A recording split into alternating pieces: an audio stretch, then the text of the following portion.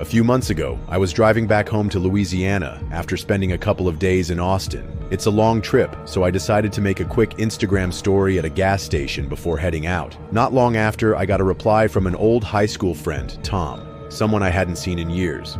He said he lived about an hour outside of Austin, and if I was heading his way, I should drop by. We hadn't talked in forever, but something about his message felt familiar, so I said sure. His place was actually on the way home, so it made sense. I plugged his address into Google Maps, about an hour-and-a-half drive. No big deal. Tom and I had been close back in the day, but life happened, and we drifted apart. Still, when I pulled into his driveway, it felt weirdly nostalgic.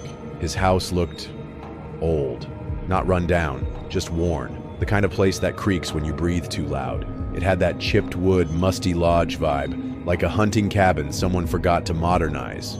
He came to the door smiling, pulled me into a bear hug like no time had passed. Inside was exactly what I expected. Shaggy rugs, vintage furniture, and an old record player that looked like it hadn't worked since the 80s. Every time I stepped, the floor let out this high-pitched groan, like it was complaining. We cracked open a bottle of whiskey and started catching up. Work, relationships, random high school memories. Hours blurred by. I hadn't planned to stay long, but around 9 or 10, after the bottle was halfway gone, Tom suggested I crash there for the night. I was buzzed, too buzzed to argue. At first, I offered to crash on the couch, but he waved it off and said, "Nah, man, I got a guest room." I was grateful, even if I didn't care much about where I slept at that point. He led me down a short hallway to a small, dimly lit room. I didn't pay attention to the details. I remember tossing myself onto the bed, barely pulling the blanket over me before I passed out. At some point in the middle of the night, I woke up, thirsty, head pounding, mouth dry. The room was pitch dark, except for a little moonlight bleeding in through the blinds. I rolled over and instantly froze. There was something in the corner, hanging on the closet door. At first, I thought it was a coat, a long black trench coat, but the shape, it didn't look right. It had this weird bulk to it, like shoulders, like a body. It didn't sway. It didn't move. It just stood there. I told myself I was imagining things, that I was drunk, and it was probably just a coat, nothing else. I closed my eyes, took a breath, rolled to face the other side, but I couldn't stop thinking about it, so I peeked again. Still there, same shape, same weird posture. I shut my eyes tight and told myself to sleep. "You're just paranoid," I whispered. "Just go to sleep." I must have dozed off again because the next time I woke up, it was early morning. The light was pale and dull, cutting between the blinds, and the figure was gone. My heart started racing. I sat up, scanned the room. Nothing on the door, nothing in the corner. Closet shut, no coat, no rack, just an empty wall. That's when I bolted to Tom's room. He was snoring, face down in a mess of pillows. I shook him hard, probably harder than I needed to.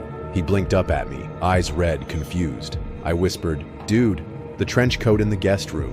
He sat up a little, rubbed his face. "What coat?" "The black one, hanging on the closet door. Looked like someone standing there." He furrowed his brows. "I don't even own a trench coat, and I don't have a coat rack in that room." I stared at him, waiting for him to crack a smile, like it was a bad joke. But he didn't. His face was blank, tired, sincere. "Come look," I said. He sighed and followed me back down the hallway. I pointed to the corner. It was right there. I swear he looked around. "You sure it wasn't a dream?" "No," I said. "I know I was drunk, but I woke up twice. Once when it was there, and once when it wasn't." We stood there for a few seconds, just listening to the silence. No cars, no birds, no wind. It was heavy. Tom eventually nodded and said, "Let's check the place, just in case." We searched every room, every closet, under the couch, behind the shower curtain. Nothing. No signs of forced entry. No shadowy coats. No weird footprints. He eventually told me it was probably a leftover hallucination from the alcohol. I wanted to believe that. I really did. But the way it felt, the weight of it, it didn't feel like a dream. I left soon after sunrise, said my goodbyes and hit the road, but the entire way back to Louisiana, that shape stuck with me. Maybe it was just a trick of the light. Maybe it was some weird drunk sleep paralysis. Or maybe, just maybe, someone was standing in that room, watching me sleep, and left before I could wake up again. This happened when I was 18. My parents had planned a domestic road trip. Nothing fancy, just a visit to a popular theme park a few hours from where we lived in Sweden. We had my best friend Anna with us for the trip, and since we were trying to keep it budget-friendly, the plan was to camp instead of booking a hotel. We had tents packed in the car and figured we'd just find a decent campsite near the park when we got there. What we didn't realize was that our trip had collided with some kind of massive regional soccer tournament. Every single campsite we called was fully booked. No exceptions. After calling around for almost an hour, my dad gave up on trying to find something official. Instead, he started looking for a spot in nature, somewhere we could legally camp overnight without getting fined. We ended up finding a gravel parking area near a beach, tucked inside a nature reserve. It was legal, isolated, and best of all, empty, or so we thought.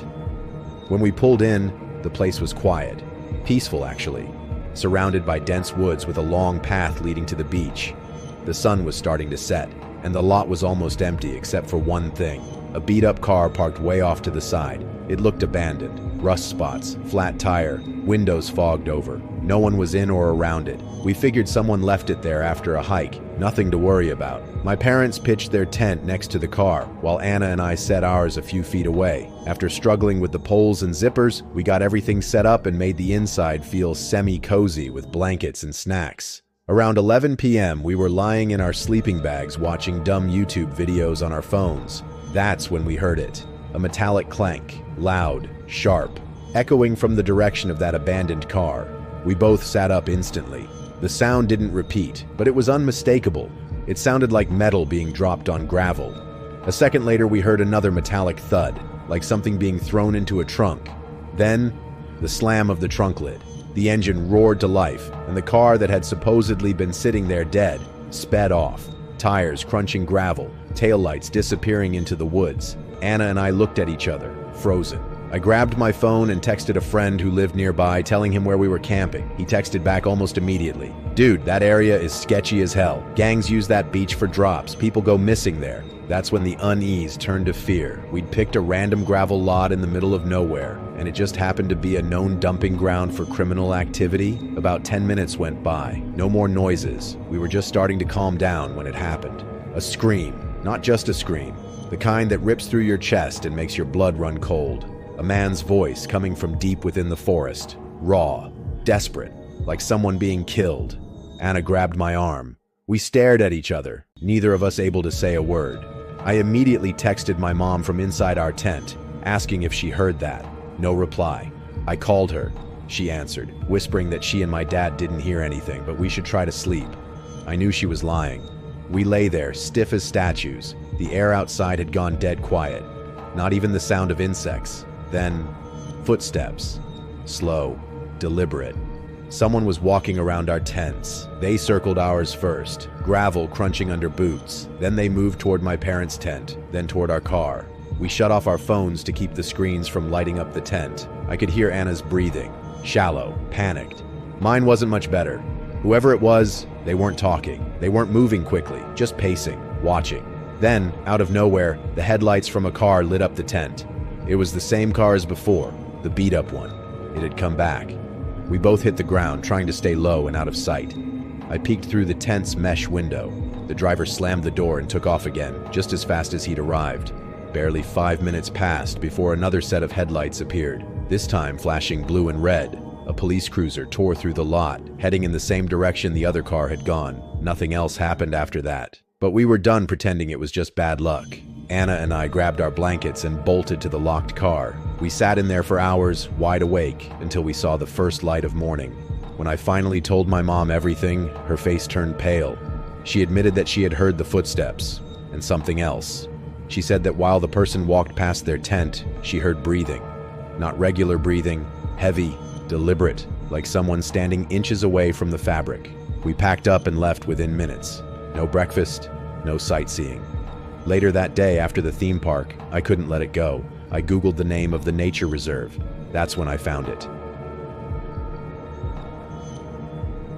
Just weeks earlier, a man had been stabbed to death in that exact forest. A suspected gang hit. 2 other people had gone missing from the beach and were never found. That parking lot, known locally as a sketchy meetup spot for things no one wanted to talk about. To this day, I keep wondering, who was walking around our tents that night?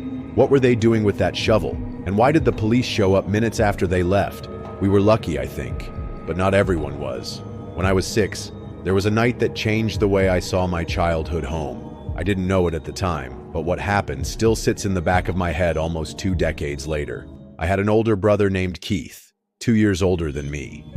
We shared a bedroom on the 2nd floor while our parents' room was downstairs. Our dad was strict, like lights out by 8:30 or lose the TV kind of strict. So if either of us got caught out of bed after that time, we were in serious trouble. That's why I was confused when I felt Keith shaking me awake in the middle of the night. He wasn't saying anything at first, just whispered, "Listen," and so I did. At first, all I heard was silence. Then, faintly, a voice. It sounded like our mom, calling our names in a soft, whispery tone. "Keith, Mikey." I sat up thinking maybe something was wrong. I was about to get up, but Keith grabbed my arm. "That's not Mom," he whispered. I looked at him like he was crazy. Of course it was. It was her voice, plain as day. But he insisted. There was something off about it. The tone was too quiet, too flat, like someone trying to sound like her. I crept to the bedroom door, opened it quietly, and stood in the hallway. It led to a small bathroom and our grandma's guest room, all silent. Just to the right was the staircase that led down to the main floor. That's where the voice had come from. I tiptoed to the stairway door, pressed my ear to it, and heard it again. "Keith, Mikey." Only this time, it didn't sound like a mother concerned for her kids. It sounded like bait. I slowly opened the door, just enough to peek through the crack, and there she was, a figure standing perfectly still at the bottom of the stairs. I couldn't see much, just a woman's outline, lit faintly by the hallway nightlight behind her. She wasn't moving, just standing there. Then, without turning or stepping forward, she said, "Come down, sweetie." I slammed the door and locked it instantly. Keith and I ran back into our room and locked that door too. I was shaking. He kept repeating, "I told you, I told you." We didn't know what else to do, so we started yelling, screaming, banging on the floor as loud as we could to wake our parents. Within seconds, we heard heavy footsteps rushing up the stairs and then pounding on our door. It was our dad. At first, he was pissed that the door was locked, but then he saw my face. I was crying, and Keith was dead silent, and that got his attention real fast. We explained everything. The voice, the woman at the stairs, what she said. My mom went pale. My dad grabbed the baseball bat he kept in their closet and went straight downstairs. While we sat there with my mom, she asked what the woman looked like. All I could say was, "I don't know." It was too dark, and she never moved. Her face was hidden in the shadows. A few minutes later, the doorbell rang. We peeked out the window and saw flashing lights. A police car. They stayed outside with my parents, and we weren't allowed to come down. We heard talking, radios, then nothing. After a while, we begged our parents to tell us who she was, but they wouldn't. They said it was probably a stranger trying to get into the house, that maybe she had the wrong address, but that never explained how she knew our names. Even now, as an adult, I've asked my parents again and again about that night. They just laugh it off, say we were overreacting, that it must have been a dream, a weird coincidence. But I remember what I saw, and I remember my mom's face when we told her what the woman said. That wasn't the face of someone confused. That was fear, recognition.